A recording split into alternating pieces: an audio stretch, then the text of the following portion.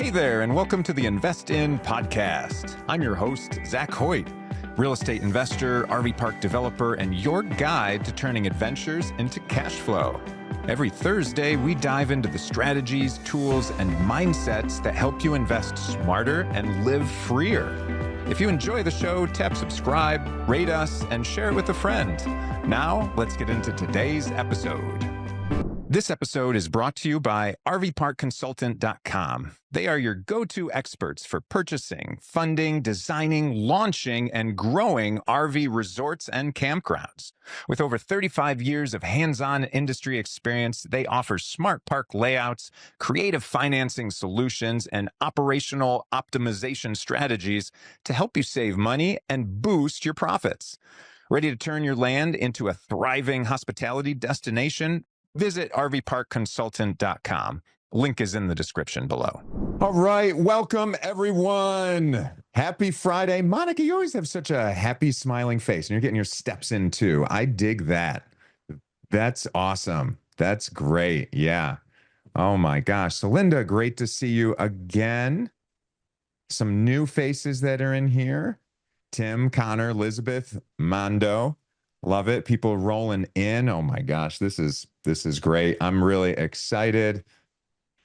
Holy smokes, lots of wonderful stuff. I'll just share this with you guys quick. So I was presenting yesterday in the deal room for capital raising. We had lots of private equity people, and we know that capital raising is part of what we do here. Yo, Mondo, I see you. You found the chat. I dig it. Everyone find your chat, have some fun, type away. That's all right, Monica. You're walking. You're getting your steps and making me jealous here. So yesterday, presenting, putting on a suit to sit at a silly Zoom, right? How funny is that? Putting on a suit to sit at a Zoom, whatever. The way we do one thing is the way we do everything. So we ball it up when we're going talking about money. But yeah, we've already had somebody that's interested in investing with us, reached out desperately to the host. He's like, oh, didn't have Zac's contact information. I really wanted to invest, give him all my money. And messaged me, emailed me, and he's already booked a call, excited to be a part of Hidden Beach RV Resort, the most technologically advanced RV resort in the world. We're creating some fun stuff, and I'd love to have all you guys there when we open up, show you all the fun things that is the technology and it makes things work.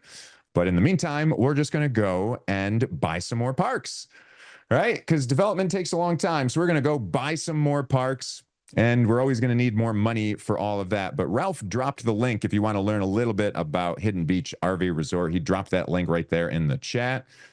And if you are looking to be an investor on something, if you don't want to do all the work yourself, you want to just have us do the work and then you get to enjoy all the benefits, look over our shoulder and learn, well, then certainly you can invest there. I see some people that are on the call here that have already become a part of our project. They've already invested with us. So very happy to have everyone here today.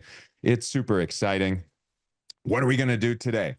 All right. Well, we're going to teach you a few different things so that you guys can analyze some deals. You can get some more deals because we're getting lots of deals coming in. I mean, I'm getting lots of deals from Birddogs, submitting them. But I will tell you what, if you were on our Birddog training, this training, I call it Birddog, but it's just really, it's for Birddogs and for anyone that wants to learn how to analyze parks. And really, if you have any freaking question, I am here to answer your questions, point you in the right directions, get you over those humps, solve that. So please drop any questions that you have in the chat, or I'll have a spot here soon. You can raise your hand. But yes, this is the spot for that. But if you were on this call about 3 weeks now, I showed you guys how easy you can just go into a group and drop a message saying, hey, I'm looking to buy a park. Doesn't have to be complicated. Don't have to overthink it. I have had hundreds of comments just on that one post alone from weeks ago. And literally yesterday, somebody else reached out to me and said, hey, looking to sell my park, and used exclamations, lots of exclamations. So he's conveying his desire, right? There's some intent there. That's nice. But got off the phone with him this morning, just half an hour ago, and structured a deal for that park. And so guess the point of what I'm trying to say is that one simple act that literally took me 15 seconds in front of you guys by making that post has been paying dividends. And that's all it necessarily has to take. So please don't overthink, how do I find parks? There's tons of ways, but just do some of these easy ways and you'll attract parks right towards you. Right. So that's, and it goes on forever. So now I'm just obviously, to put another post out there to one of these groups. How about I put it in more than one group? Wouldn't that be something, right? But we just get so many deals. So I just want to show you guys how easy it is to get leads on things from straight up sellers. I mean, the seller, it's a listed park. Yeah, it's a listed park, but the seller's reaching out to me. So obviously he's desperate. I don't want to say desperate, but he's motivated, right? He's motivated. And so I'm structuring the call. And this was an interesting one. I'll end up going over this call, and I recorded it so that you guys can end up seeing it too. I'm not going to play it here, but I'll have Ralph put that together so that you can see some of these seller calls. They're all about 30 minutes long. Don't want them to be longer than that for a few different reasons. But we've got a few. And just to see how I introduce everything, ask questions, because I know people are always interested. What do I say? What do I do? How do I do this? And this was an interesting one because I wrote this down. Yeah, right here. It's a fun one, listed low price. Of course, I always pitch and ask, are you open to seller financing? He said, yeah, I'm open to financing, but quote unquote, I will not play second fiddle. You guys know what that means, right? I will not play second fiddle. I wrote it down because it's like, all right, this guy thinks it's so ingrained in his head that he's like, I've got a colloquial phrase that I'm going to use for it. Not just like, I don't want second lien position in financing. That's right, Mike. Absolutely. He doesn't want second position. So for someone to say that to me right away, I'm like, all right, I get that. There's a few ways that we can get around this because I absolutely understand your concern with you want to be secured and you want your money. It's exactly what Mike and I were discussing yesterday, right? It's that, and it's extremely, extremely common. Yeah, I've heard that too. Mike says, one seller told me second position is the first loser. And frankly, if it's not structured well and you've got bad operators, it certainly is. It certainly is. But so how many ways? This person wants to feel protected. So how many ways? So of course, what I did, and if you guys, who here was not in our training that I did yesterday afternoon? Can you put it in the chat if you're like, no, just say no. If you were not in the training, you have no clue what that was about. Because it was an hour and a half of us going over deal structuring. You want to know how to structure deals? Look at this. Look how many people were not there yesterday. Oh my gosh, you guys, this is, so I'll give you a little update on things. And there we go. Jessica was there. The training was amazing. Kevin's there. You missed that. Awesome. Thank you for those comments, guys. Yeah. Because we went over a ton of different ways to structure deals. And then Mike David, that's here today, he was brave enough. He was ready enough. He had taken enough action to get to a spot where he said, oh no, now I feel uncomfortable. That he raised his hand to share that with us. And so I dove in deep. When somebody takes action, I want to help you. I want to help you so much. And so that's the whole point of this is I want to get you over those hurdles, bust through those walls and get you to your next stage of things. So, we dedicated a bunch of time to be like, all right, Mike, what you're going through is probably what a lot of other people feel. I mean, it might be at a different stage of it, but people are going to have that same issue where you hit this wall, you don't know what to do, you kind of want to run away and hide and say, all right, I did as much as I can, hot potato. Let me get off this call now. At least you made the call. But he was doing wonderful things, and so I really wanted to give him some love and help him on that and structure some deals. But we went over a lot of good structuring. So the episode, yeah, Kevin is right on the spot. The episode will drop on my podcast, so make sure you subscribe. He put that link on there, and in case you missed it, because it's a good one, right? And we're going to be doing a lot more education, and I'll tell you more about that soon. And at some point, my family's going to come in here and drag me out. Hopefully, I'm all ready to go because we're heading to the airport for Florida here right at the end of this. I didn't think I was going to be available for this one today, but my wife had said yes. I can be as long as I'm ready and packed. I'm kind of a pressure performer, so I tend to do things a little bit last minute. I like that. But anyway, back to the call that I had, this seller that was right before this. I considered having him to schedule it where it would be halfway through this call, but for a few different reasons said, let's not. I want to be able to answer you guys' questions, anything that you need, and we'll have another spot where I'll do some live phone calls with sellers because I love them, and you'll be able to see me deal with some of those issues. Like this guy that said will not play second fiddle. All right. But of course, I know I want him to be in, like, to allow what I want him to do is I want, because here's the situation, and it's crazy. It's this listed park with 32 RV sites, 5 cabins in Texas.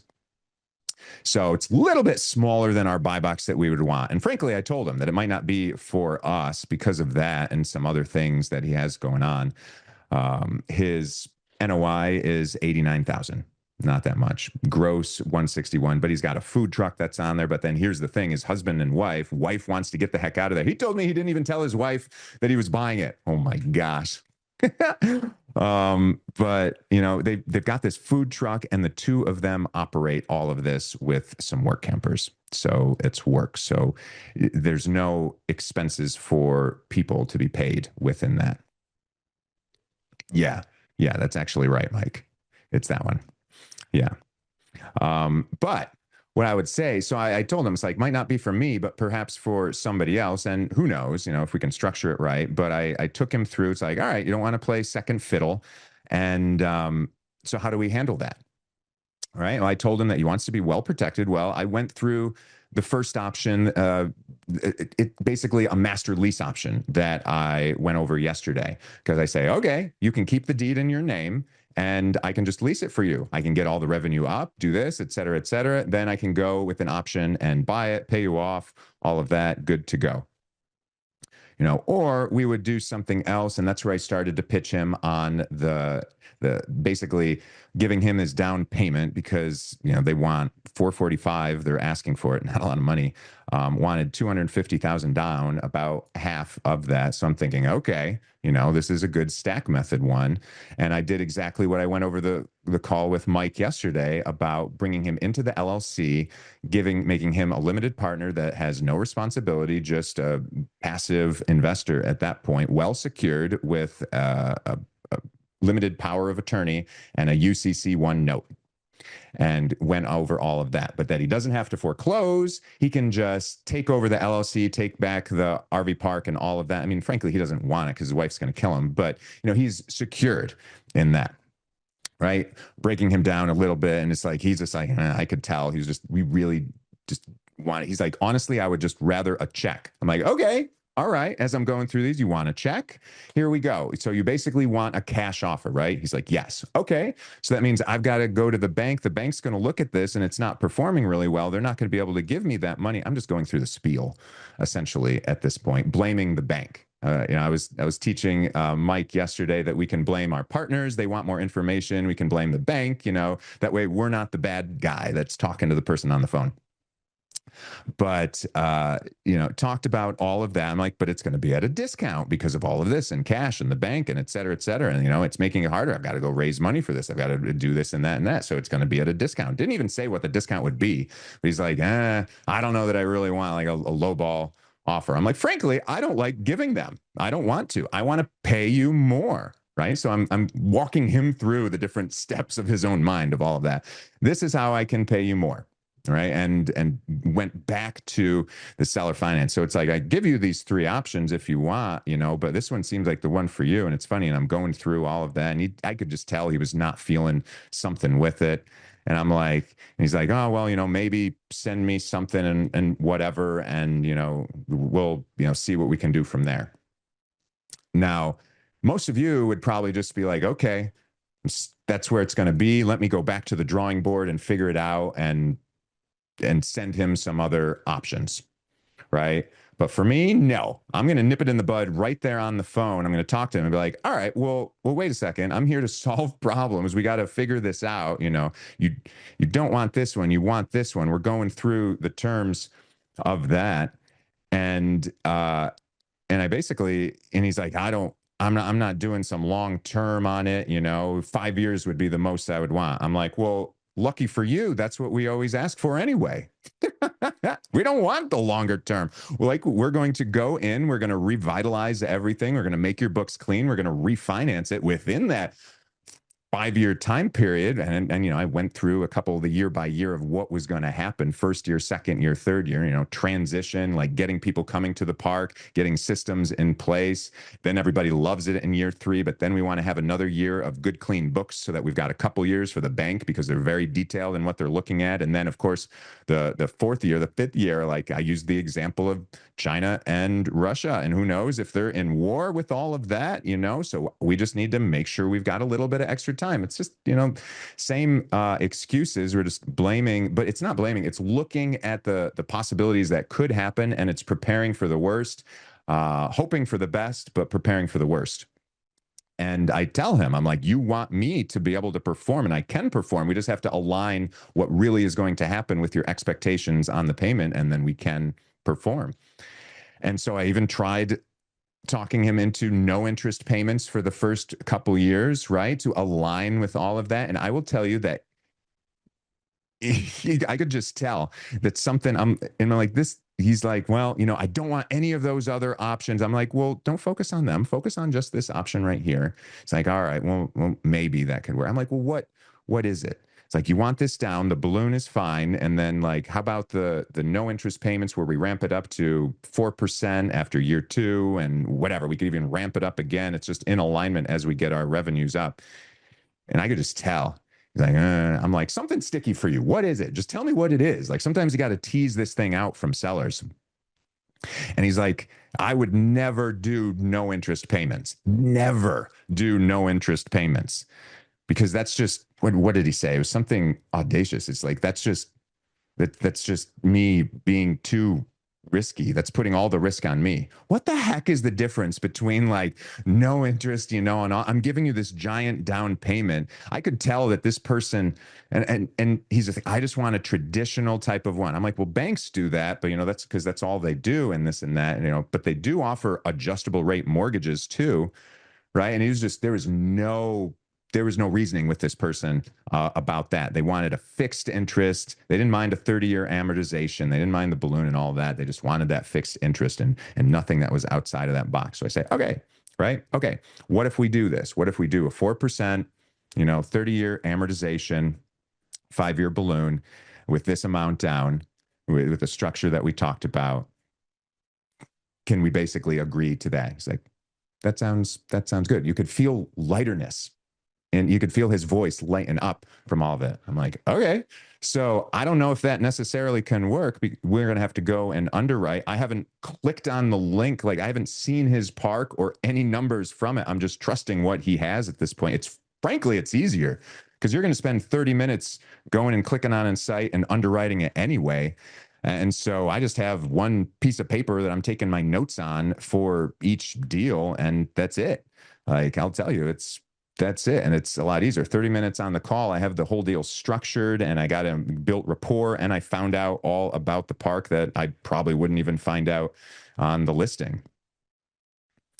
Yeah. Are they good? Yeah. Just working through some of those items with it. But yeah, it took some massaging because he was just so offended by so many different things. Like being in second position, got him around, solved that so that we could go out and get financing for his down payment and then get him to hold the balance and feel secure holding that balance. That's the key with all of that. And then just structuring terms that might make sense. Even those, I'm probably going to massage those terms a little bit more once I look at these financials, because again, I have to de-risk it for us to ramp things up, because there's going to be, I mean, it's him and his wife that's operating this brand new food truck that they bought because running an RV park wasn't enough work for them. They wanted to run a food truck too. How profitable is that for your time? But so it's the revenue in my mind is gonna go down when we take over the park unless we have great things in place. But there's transition and there's people, so it's gonna go down a little bit before it ends up going up. So it's preparing for that, uh, and frankly, from the financial side of it, the payments, making sure we can prepare for that. But it's structuring a deal that ends up working, where I would say me in the past, I'll blame me as opposed to any of you guys thinking that it's where you guys are at, because I'll give you more credit than that. But me in the past, starting out, might not know what to do and just back out and be like, okay, here's the whole problem. I would have gotten this far down on the sheet, but I wouldn't have gone that extra step to really hammer home with the seller what is the issue. Because you've got different issues: the down payment, the amortization, the interest rate, the balloon payment. Like, how is it secured? It's kind of 5 different issues to iron out. And if you miss any one of these, they're going to say, no, that's terrible, I don't want it. And you're going to hear, no, that's terrible, I don't want it, and not know what to do. And then I'm going to be stuck talking directly to a broker who could have some friction. And you've always played the telephone game, I imagine, growing up. Something is going to be lost in translation. So it's so much easier just to talk to the seller directly and deal with everything. So it seems like things are possible with this. Whether we end up taking it down or whether we end up handing it off to, frankly, one of you guys to do this, any of those things are possible. But we'll make sure that it's structured really well, so setting everybody up for success. And then we could do that. Who would want this park? 32 RV sites in Texas, 5 cabins. Cabins are very busy. I'll It's take got it. some few monthlies that are in there. Who would want this park to operate themselves? I'll take a look. Would you want that if we got this all structured where all you had to do was go and get some financing on it, like with a lender, a typical lender? You don't have to go and raise capital. We've already structured the deal. Mondo wants it. Send it this way. Yeah. Okay. Right on. Right on. Yeah. And so it's just, gauging people's desires. Yeah. I'm not saying that it's all packaged up and ready, but part of it is when we're looking to hand things off, I'd love it to be one of you guys. I'd love it to be you guys, because I'd love to hear that story through completion. That's exciting. That's one of the reasons I'm doing this, is because, Angela, you don't have to play second fiddle to anyone, yet alone Mondo. Oh, I'm just ultra aggressive. I'm just like, yeah, that's all right, right? And I just want to tell Angela that you have to sometimes be a little bit, not aggressive, but you have to be able to step forward like Mondo did, like that. But don't let somebody else stepping forward take away your power from that. yeah, Right. Just getting that energy out there so that you guys can feel these things. I just notice little things, and I want to make sure that they aren't sticking points with you. absolutely. Yeah. Now she's going to arm wrestle. All right, Yeah. there we go. That's more I love fun, that. right? I love the energy. Maybe left-handed. Angela, I hope you're left-handed. Mondo, I hope you're not, because that'll just be fun. Can we do that? Ambidextrous. Yeah. That's fun. I love it. But yeah, Bob JVing, right? Why not? That's a possibility too. Because, like raising kids, it takes a neighborhood, a whole community with RV parks. It takes teams. It takes teams. Born left-handed. Love it. No, that's awesome. So yeah, so that was just one call that I had directly right before this, but I've had a few others this week, and just walking you guys through some of that. That's why we had this deal structuring workshop that was yesterday. Workshop. Tons of fun. Tons of fun. So with that, yeah, let's see who here. All right. Can you guys identify yourself just so that we know, since there's some people that weren't here yesterday, who here is a Birddog? If you can put Birddog in the chat. And you can be multiple things. It's okay to be multiple things. Right? Asia. Hey, Asia's here. That's great.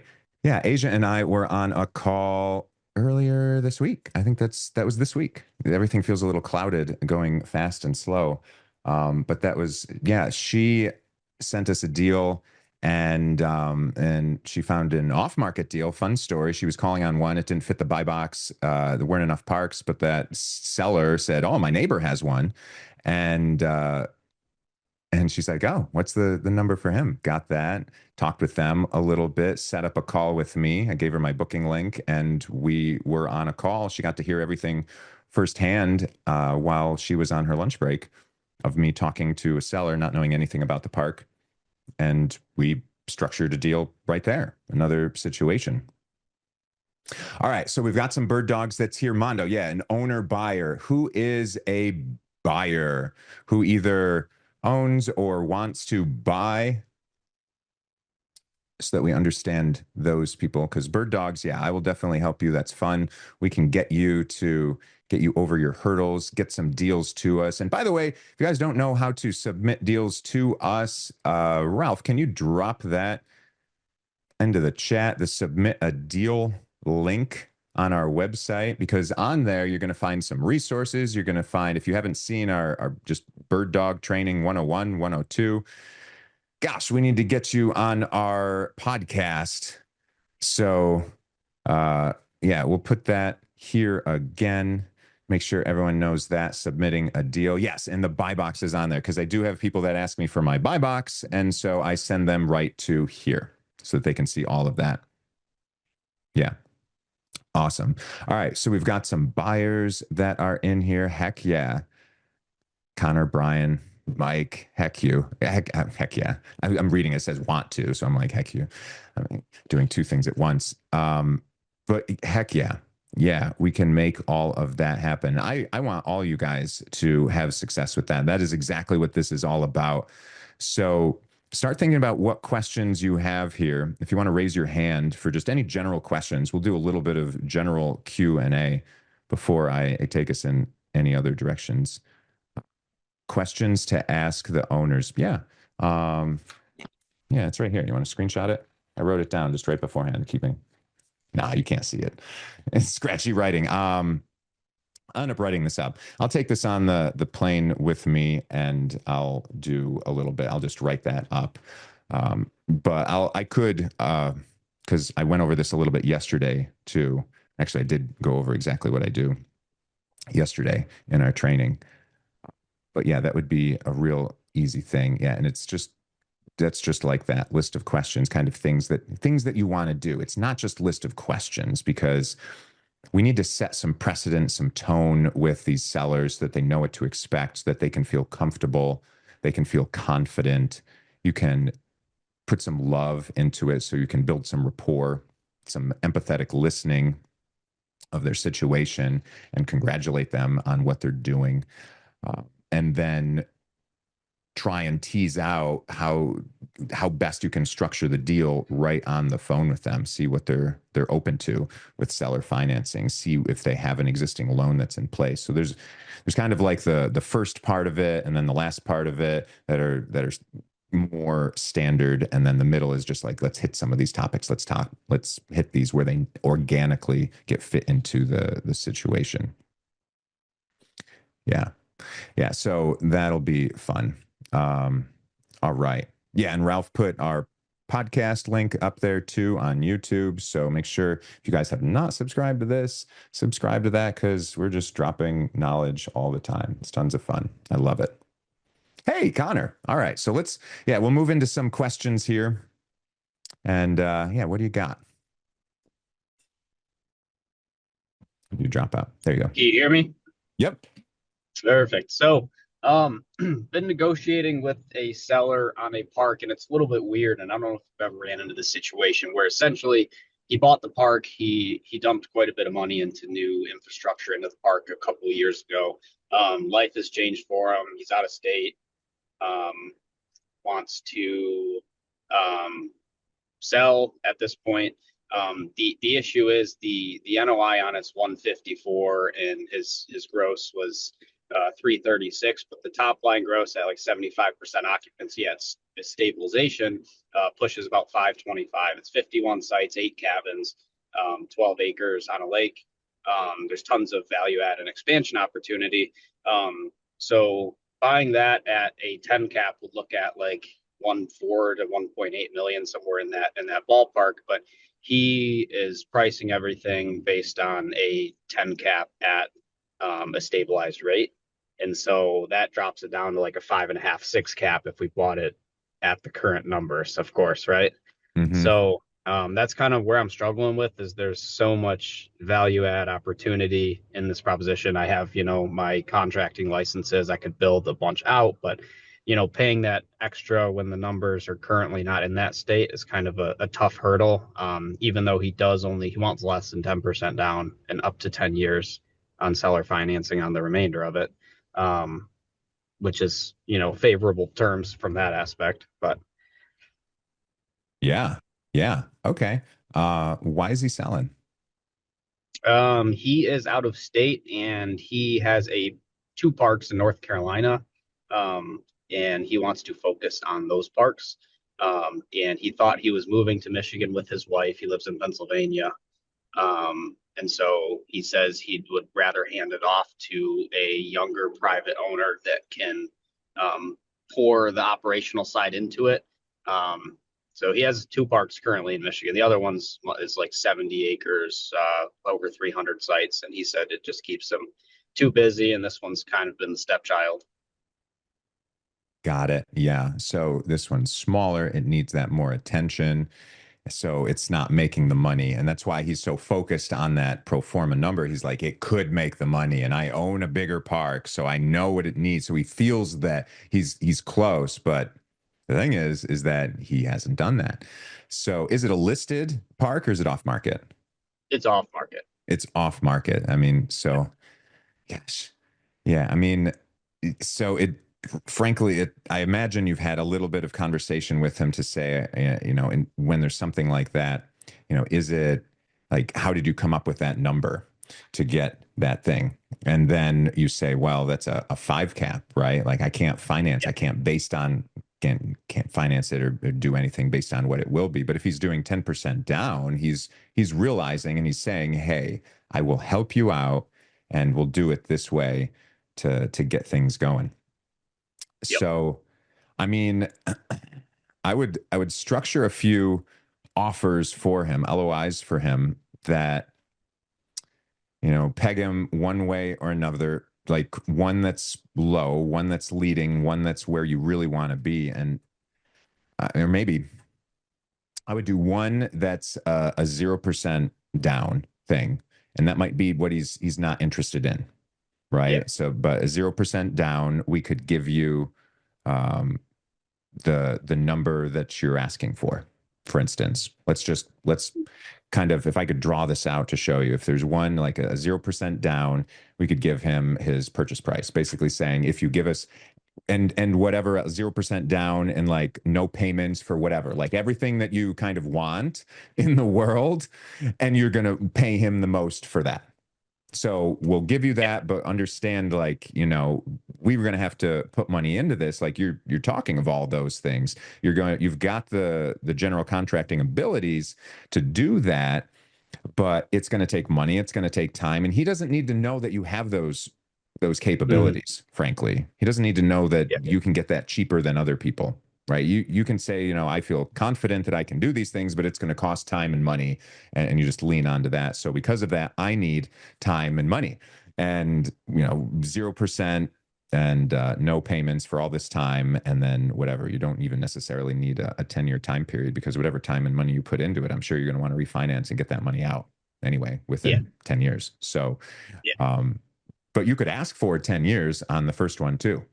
It's just because it's longer and he's willing to give you it. So he's not going to balk an eye at it. But what we do is we then structure down to another one. And, on this one, you could do a 10% down, a lower purchase price on it, and still do a 10-year. But this is just a leading one. He's never going to take this one.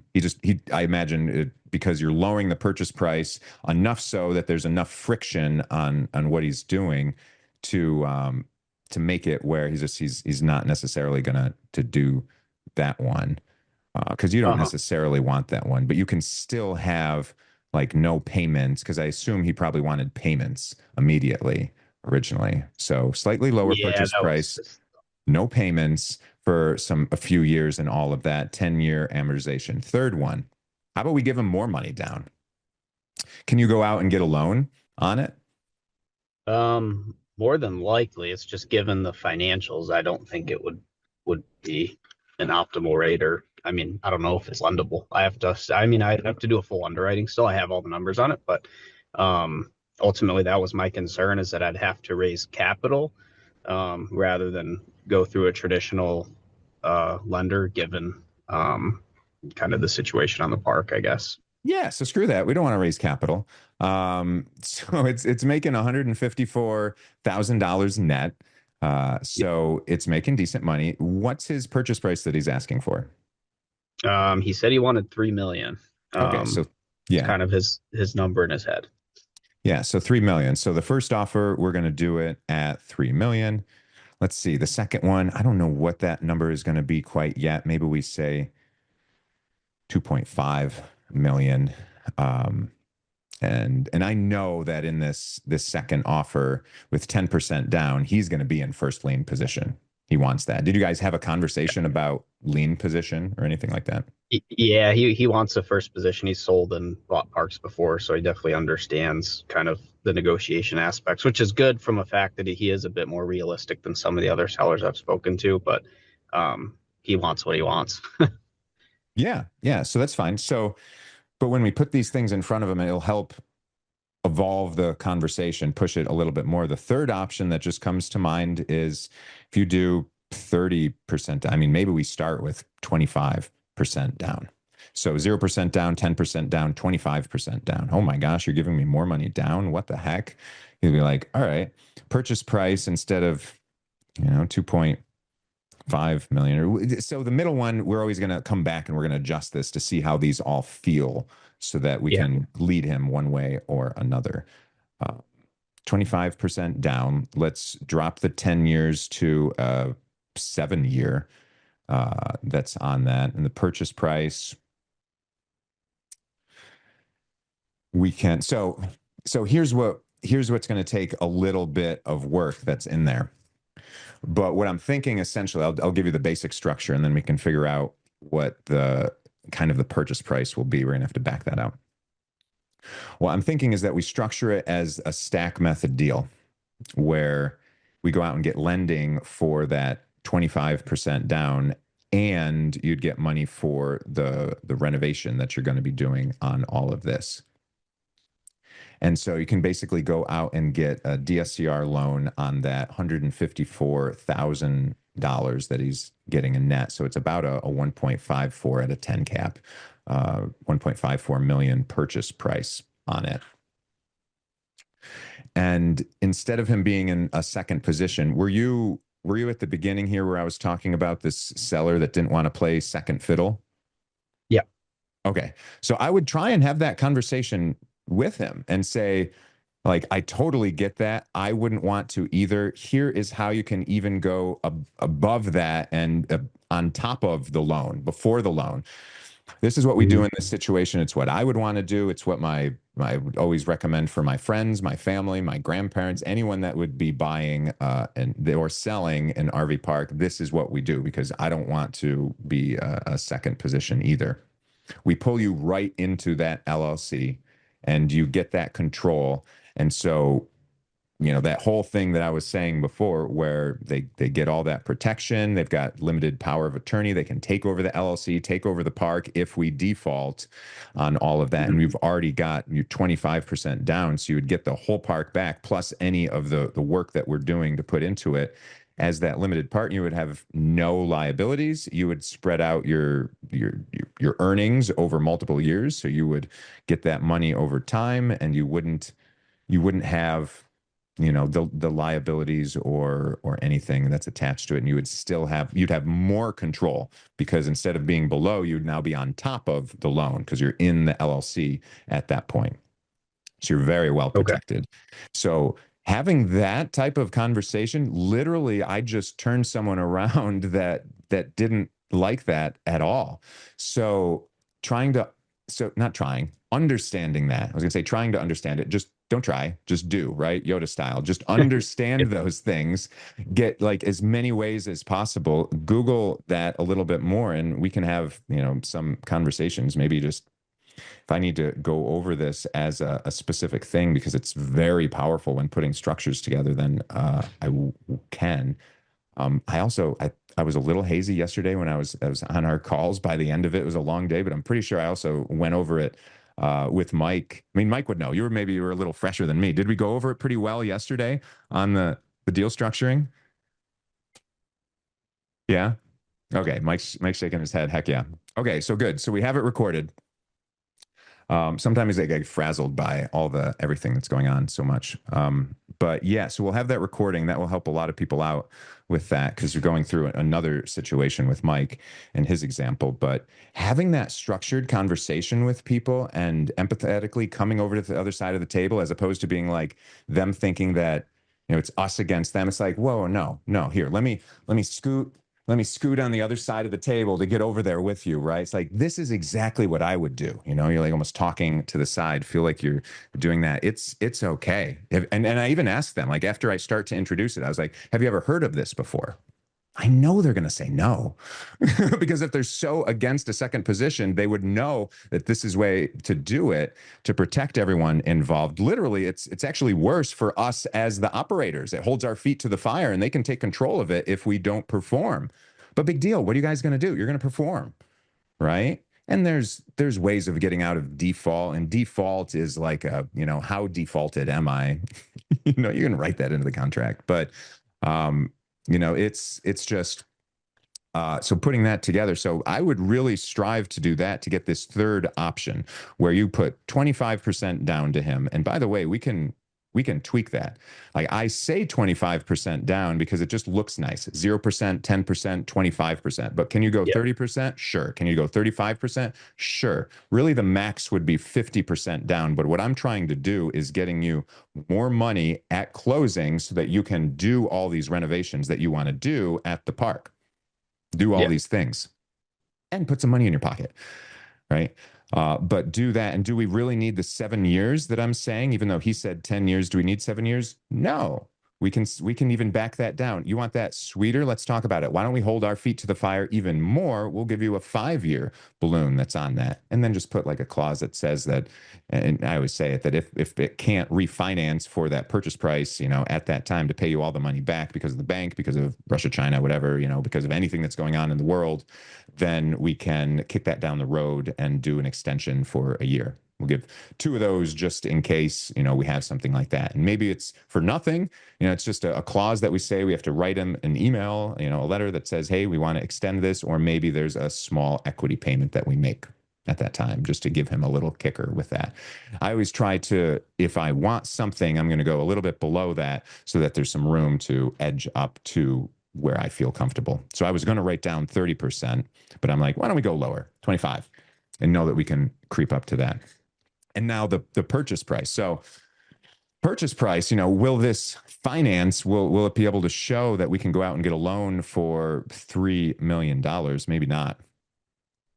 So that's something that we just have to write that up in the paperwork that's happening with the seller.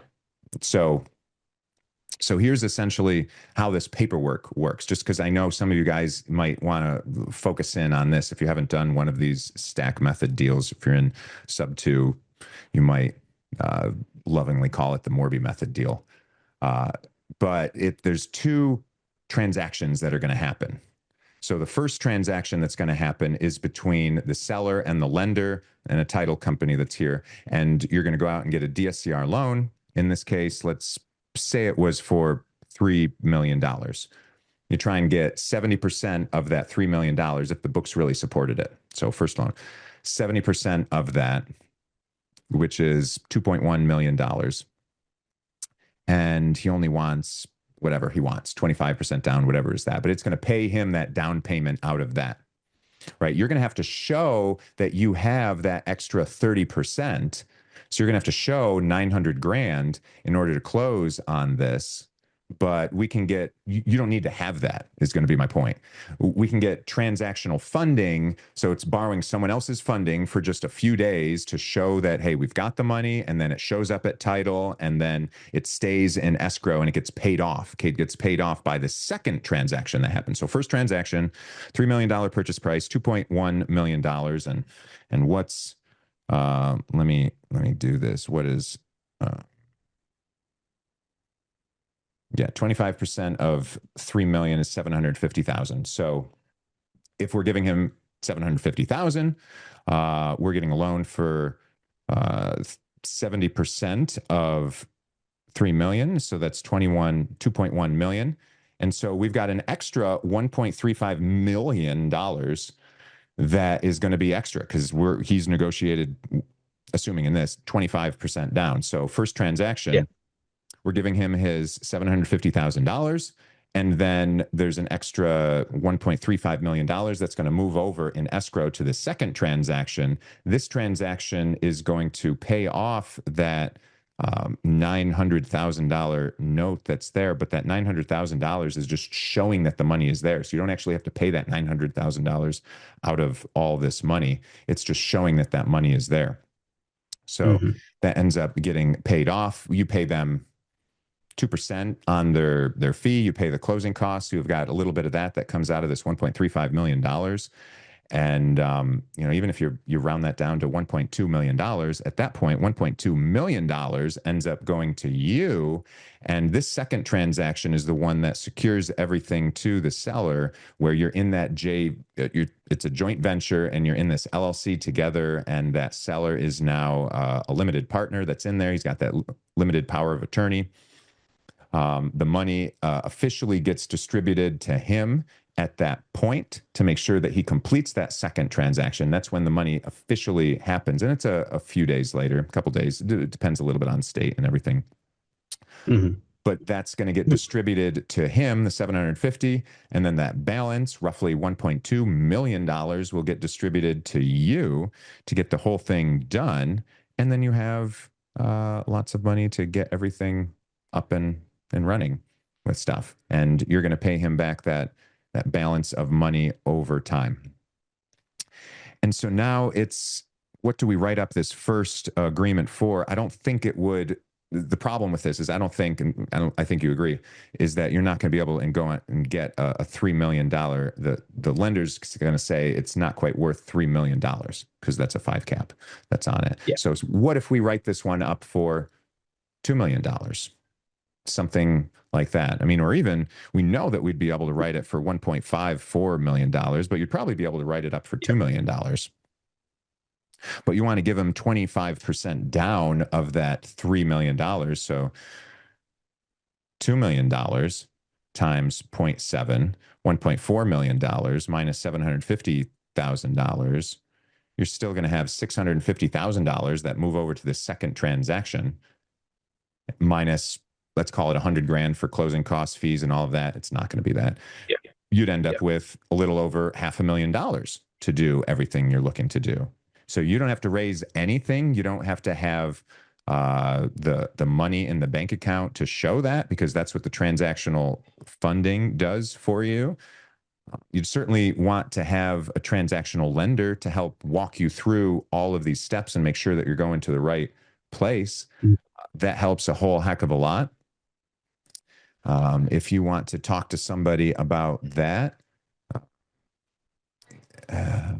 Jay Holden, we had him on our meetup, and he's transacting for me right now. I want to make sure that I get this right email for you guys. Jay, there it is. So that you guys can have this if you are interested in something like this. It doesn't cost very much relative to everything there. Jay at finishlinetcservices.com. Yeah, that's right. But it's in the chat. If you want to reach out to him to be a transactional coordinator, he can help you with all of that. Make sure that you have the right paperwork that's involved. and he's going to cost less than $5,000 from soup to nuts to get it all done and talk you through all of that.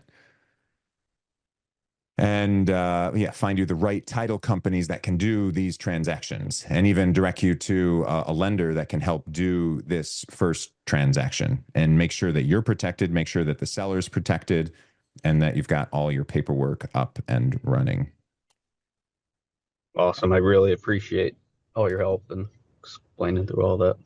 Yeah, you're welcome. And so like what I would do is, so in these two transactions, first transaction, we might write up the contract for $2 million. And in here, you don't want to put anything about seller financing. You'd be like, what are you doing with all of that? It's like, well, we're going to show this on the back end and this JV and everything. We're going to show you, we're going to promise to pay you a total of $3 million in this one right here. And so you're going to have to show that. And I'm pretty sure like it's not difficult. This is a savvy operator, so he's purchased enough to know that it does not qualify with the NOI that's out there right now. This is how we make it work. We write it up for this. We promise to pay you all of that. You're secured with all of these things better than anyone else could be secured in anything. You're secured in that. And you could write up even those payments that you make to him. You could still put in there. What I would do with your offers is make them all the same. Still do no payments for whatever, like the first year, like between your 3 offers, make your payment terms the same so that he's not even looking at payment terms. He's looking at the things that are changing, the purchase price, the total down payment, essentially that. And you could even do the years the same too. Because again, we don't want as many changes. We want him to focus on what's different. We're going to give you more money. In all of this and structure it like that. And then you can pull down the years if he's hemming and hawing. It's like, well, let's make this shorter.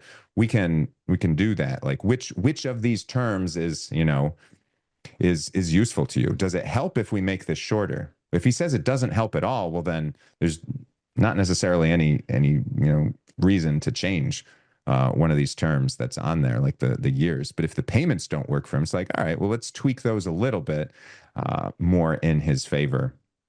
And we ramp them up because, again, align him to your business plan, your value add plan that's in this. We're looking to do all of that. We make an excuse. We've got to inject money into this. That's got to come from somewhere. And so we're going to put all that into this. So it's going to all be there. You want us to be able to perform so that we can then pay you all the money appropriately, right? They say yes. Yep. And then you get and align it through that. That's what I would end up doing.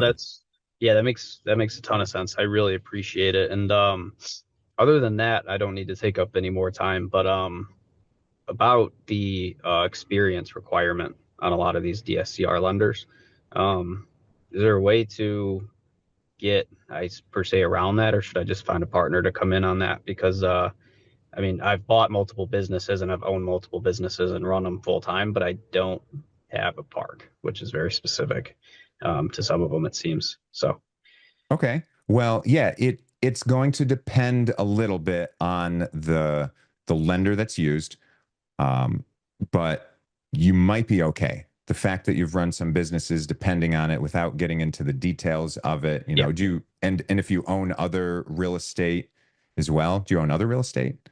Yeah, I've done some SFH flips that I've contracted and just flipped over. And then I own 2 still.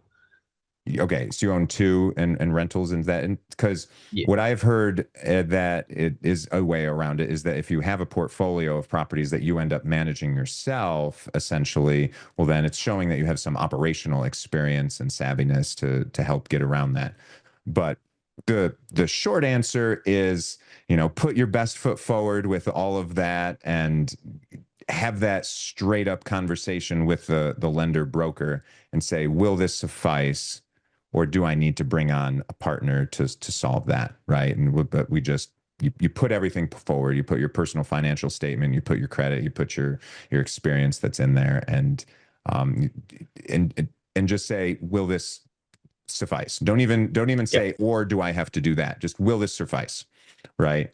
And if they say no, they'll say for what reason, and then we can go down that path. But it's not bad to start putting out feelers for some of these things to try and solve these problems, whatever your problems are, in advance. It's just, let's put that out there, that energy out there into the world to attract it. Like, what if we, so you don't need that, that's fine, but let's find people, because maybe you will if you want to do something bigger on something. And even then, if somebody is connected with experience on stuff, well, they're probably a decent person to know in general. So it's probably a decent conversation anyway. And you're just getting a little closer to that person. Yep. Yeah. Awesome. So I always really like and instead of or, always. Yep. Perfect. Awesome. Yeah, you're most welcome, man. Cool. Was that good for everyone? Was that like a little bit different, getting you guys thinking, understanding like how we're putting together some offers from some things and how to structure that? And Elba, you've got a question. What is up? Hello, how are you? Great. Where's the email that I send the deal to? I have something that we did some back of the napkin underwriting on, and I would like a second set of eyes on. Okay. Yeah. Are you looking to submit a deal for us to take it down? What are you looking to do? We want to buy it. You want to buy it. So we don't necessarily have a team that's standing by waiting to help analyze your deals on it. That's what this could be for, right? Like Connor's going through, like this is a possibility here to go through that. If you're looking for either an underwriter or there's a lot of different things, questions about parks like that. There's in the text right now, there's an rvparkconsultant.com. That's certainly something that you can pay an hourly rate for, to look at some everything with that, to understand, to go into the deep dive of all of that. Gosh, I forget the name, and someone helped me with it the last time, of the other underwriter that I know that's in sub 2 that you can pay by that. Yeah, Resda. Yeah. So can someone drop that in the chat? I have his contact. Oh, okay. Yeah. Yeah. Yeah, but that's essentially it. And then I guess this is a good segue if people missed things yesterday, to tell you guys. So if you guys did not know, we're working on this, this workshop. So is this anyone's first time ever coming here? Just curious. Just put that in the chat. Like, where am I? What is this? I don't know who Zac is. I've never been here before. I don't know what's going on with RV Parks. Just to give you a heads up. And if nobody says that, then I'll know that you guys have some idea. But and I won't be as long-winded. But we've got lots of workshops that happen every month. We have the meetup that's every month. We've got the podcast where we tend to replay all of these things on there as well. And these were all the workshop months. So we started with funding, and the last one we did was number 5, structuring offers. That was the one that was last afternoon. Well, we announced something that was a little sad to some people yesterday, in that we're stopping this workshop series. Not that there wasn't demand. In fact, it's the opposite. There's so much darn demand, and just like Elba that you're saying, everyone just wants more the ability to say, "Hey, I've got this deal, and now I want to take it down myself." And I say, "Heck yeah, you do, Elba. Heck yeah, you do. I want to help you do that, right? That's what I love. Like, Connor, I hope you go get that darn park, man. That's what it's all about." So Elba, I wish, well, I almost completed my sentence. I wish I wasn't going to Florida with my family right now to relax on the beach when it's 19 degrees out here in Ohio. But I do wish I'm going down there. But I want to help you out too. So what we're doing instead is we're going to compress everything. We're going to compress everything. So starting next year, we're going to just record all of these different modules at once, so that you don't have to wait 15 months to get everything that we have going on.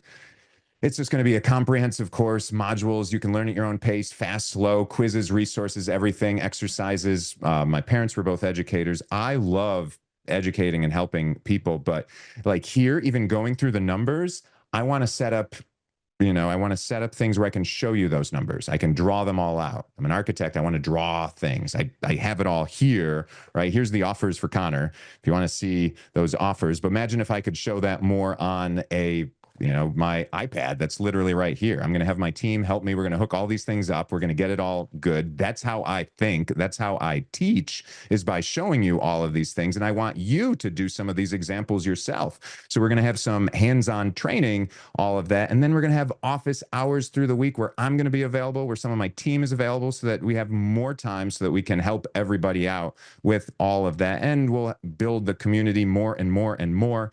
Hopefully you guys will help us with that so that we can have everyone to help answer those questions so that we can get everything done. You guys can learn more. You guys can own more parks. You can get everything done. That's what I am having us create. And I'm really excited about it. Really excited. We're still going to be doing these Friday workshops, these everything that we're doing here on Friday, question and answer and deal analysis and deal structuring and all of that, and how to find parks, how to talk to sellers, all of that, anything that we need. But it's just an and we're going to do it on overdrive because we want to do more. And then Ray, heck yeah. That's another opportunity. Anyone else that would love to also help Elba out on something, please put that in the chat. Heck yeah. Right? And that's what I'm talking about. That's the great energy. Everyone put a little heart love on Ray putting that comment out there about that, because I appreciate that. I need help. I need help. I need help to help other people. I want to help everyone. So do that. That's amazing. I really appreciate that. Oh gosh, Elba, does that help you? Awesome. Because I really don't like saying, hey, go to this link and go pay for someone else to help you.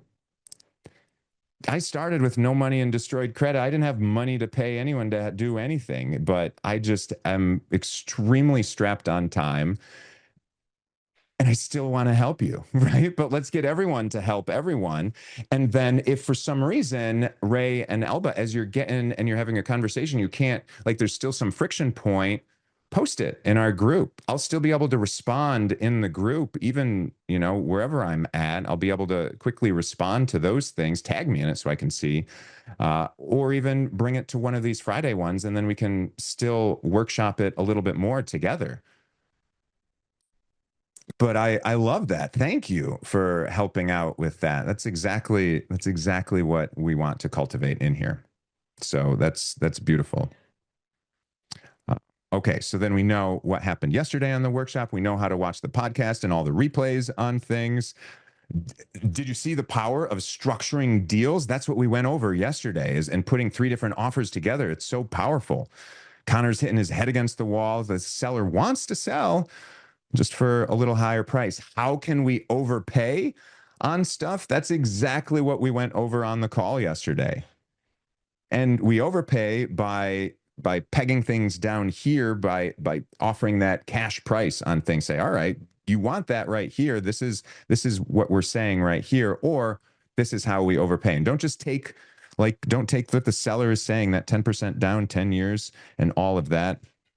It doesn't work for Connor. He's like, this just isn't working. So you don't have to accept that. Structure something that is amazing for you, but you're excited about it, because you can feel if a deal's good or not. If it feels tight and constricting in your body, a lot of us will think things through. Engineers, I can relate from men, but I know, listening to my wife, that men are much more in their head than in their body. Women are typically more in their body than head as a whole.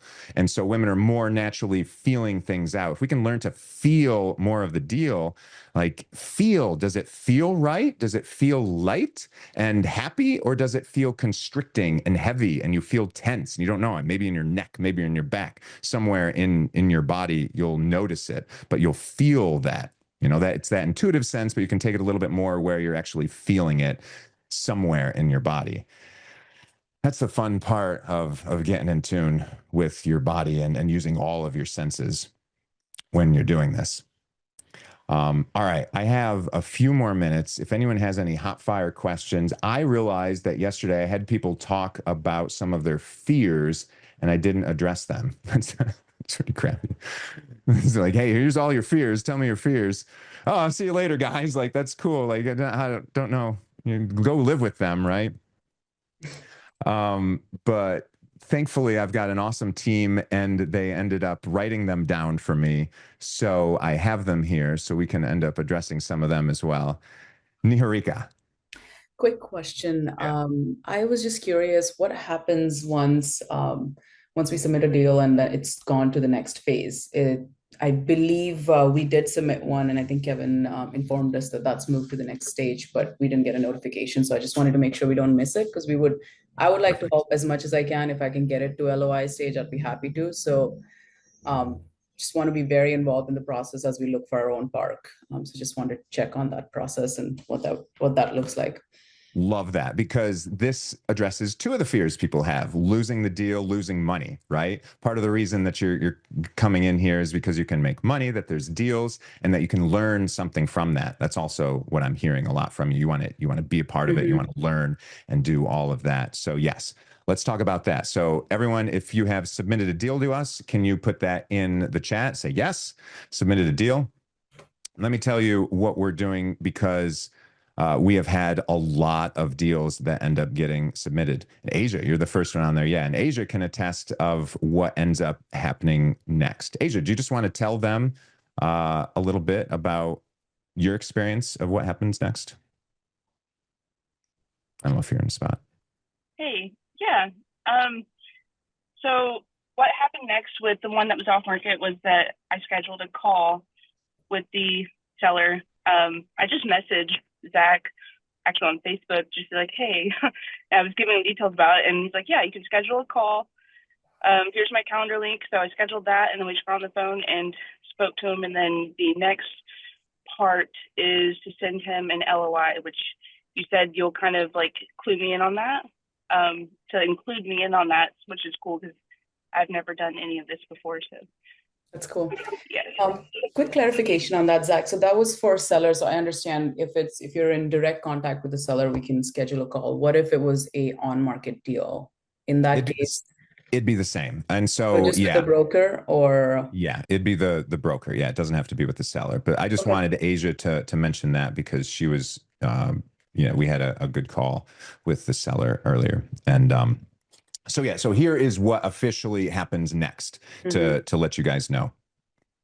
So since we got so many different people that were submitting deals to us, and it's a lot more than the 4 that are here. So, hey, everyone that's here, come submit a deal to us, right? So that we can start working together on stuff. That would be great.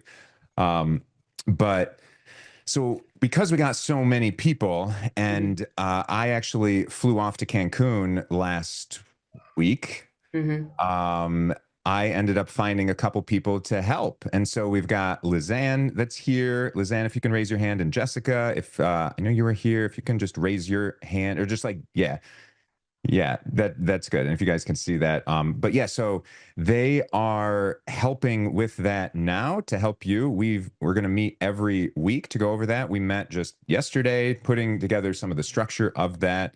So you'll get notifications. Everyone will get notifications every step of the process. There's automatic emails that go out. So if you submit a deal to us, you get an email that says, thank you for submitting the deal. If it's accepted to our buy box, you get an email that says that. If it's not, or if it's missing information, you'll get those as well. But then what happens next?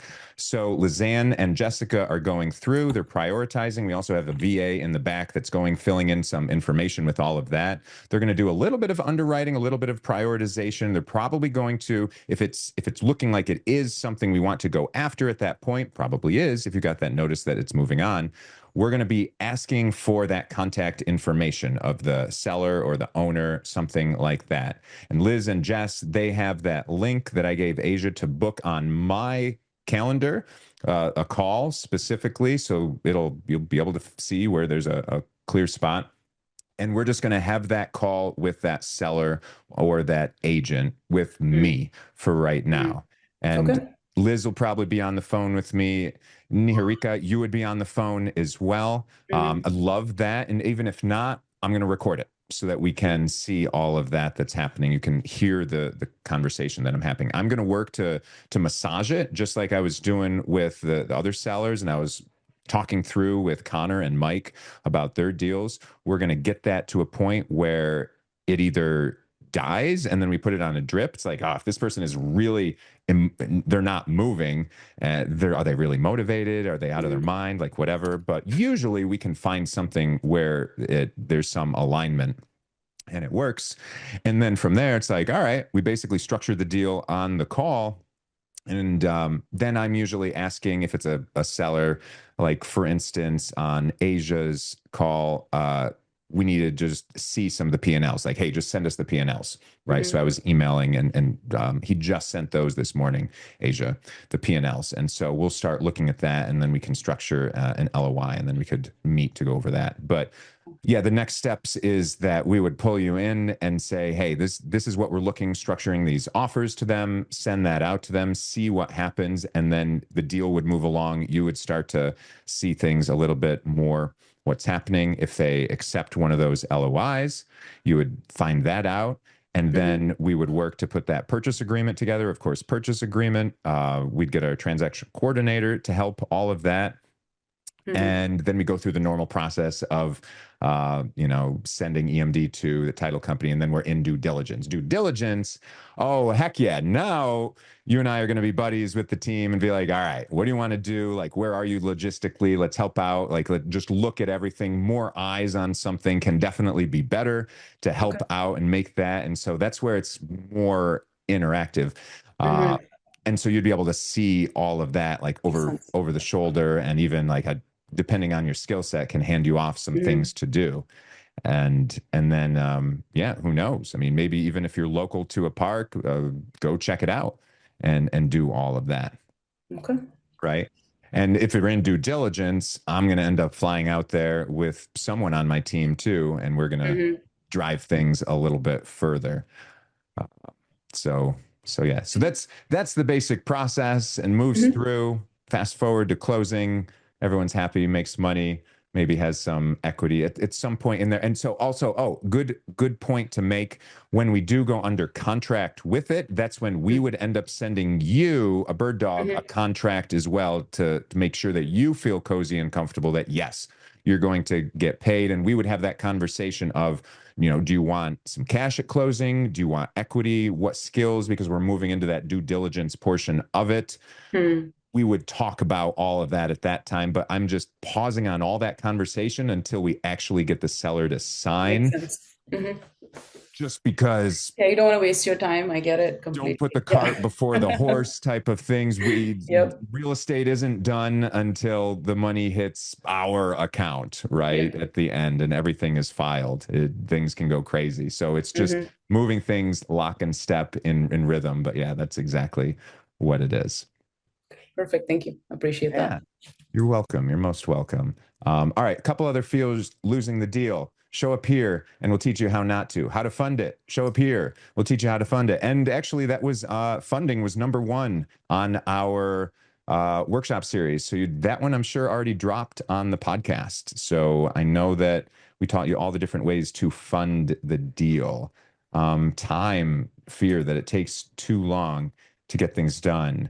Yeah, it does. These do. They take longer. They do. Just accept that. We're doing big things. Big things take longer. It's not like single family homes and any of that. It just takes longer. Losing money. We are going to sink money in deals. We're talking about flying to places. We're going to pay inspectors to do things. We're going to, EMD can get refundable, but there's going to be some money that is going to be a sunk cost. You cannot get it back. So that's one reason. If you have no money, you want to partner with some people that have more than that. Operating, if the operator doesn't work out, is the operator operating. Maybe this is like for an investor, operating all that. If the operator doesn't work out, or if it's a property manager, get a new one. Learn to do that yourself. Funds for due diligence. Do you guys know that we can get Gators to give us funds for due diligence? If you don't have, $1 million, you might put $1 million park, you might put 1% down. So that's 10 grand. If you don't have that you can part with for 30, 90 days, somewhere between there, more like 60 or 90 days. Well, we have gators that are in the community. You might not know what gators are if you're not in sub 2. So if you don't know what that is, we've got people that can do that. Essentially, you're going to pay somewhere between 10 to 20% of whatever your EMD is. So just as a general rule. So if you need 10 grand, you're probably going to pay 1 grand, 2 grand at the beginning of that. And that 1 or 2 grand is going to be a sunk cost, but at least you don't have to put all of that money out there. And it's going to cost more the more time that you need it. About every 30 days, it costs about 10%. Just think of that as a general rule. 10% of the EMD that is being EMD. Okay. Yeah. So again, you could have a partner that ponies up the money for that. You could put it on a credit card and just make the payments for that. You'd have to do a withdrawal of it because title needs things wired over, anything over 10 grand. They want it wired over, you might be able to do a check. And if it's I'm pretty sure that's what they're going to need at that. So, but there's ways around it. And these people that are doing this Gator funding, some of them have the money and some of them are using business lines of credit to do just that. And so they're making money on that. But network with some of these people. If you don't know who the Gators are call it Gators, but how do you get your EMDs funded? Post that in the group. Ask that. We'll get that solved too. We can give some references for some people that we end up using. Right. So all these things we can help solve and make easier, but literally all of these fears, they can be dispelled by just having community, just showing up to these. We can answer your questions, being vulnerable, being open. It's okay. If you have that question, so many other people do. And I'll tell you what, I did too at some point. I did too. So it's okay. So I have much grace for you. Do not worry. This is a safe space. There's lots of love. All we want to do is help grow. That's why I really appreciate Ray stepping up saying, hey, I will help Elba. I will help underwrite that too. That's beautiful. Appreciate all of that, right? All right. With that said, I've got to bounce. I hear everyone hustling and bustling over there. I don't have shoes on. I'm going to have to get ready in a little bit more, head to this. Really excited. Next week, I'm going to be in Washington, D.C. Gosh, the podcast was officially invited to look at and record everything with the Ojai event. So they want us to document all of this that's going on there. So you'll see me there as well. Hopefully it's warmer. It's got to be warmer than Ohio. And then I'm going to bounce down to North Carolina. Ralph, I think we're going to make this happen. So that we can see 250, 300 people in sub 2 as Pace goes around in his RV in North Carolina for that meetup that's down there before he comes up to sunny Cleveland on December 20th. Beautiful time to visit Cleveland. And see him here too. But North Carolina is where we are creating the most technologically advanced RV destination in the world. So it's a fun place to go and talk to people about that. So I'm going to be bopping around. Ralph's going to be with me. If you guys don't know Ralph or Kevin on my team, Liz and Jess, and gosh, just meet everyone that's in this community. These people are here to help, to give some love out to you, to do big things. Let's go have some fun, buy some more RV parks, and I hope everyone has an awesome weekend. Thanks again. See you guys. That's a wrap for today's episode of the Invest In podcast. I hope you picked up insights to fuel your investing journey. And if you enjoyed the show, please leave a rating and review. It helps more adventurers like you find us. For behind-the-scenes content and updates on our RV resort projects, follow @GoInvestIn on Instagram, LinkedIn, X, Facebook, TikTok, and YouTube. Want to dive even deeper? Visit MaverikAsherInvestments.com for resources and tune into next Thursday for another episode. Until then, keep investing, keep exploring, and I'll see you on the road.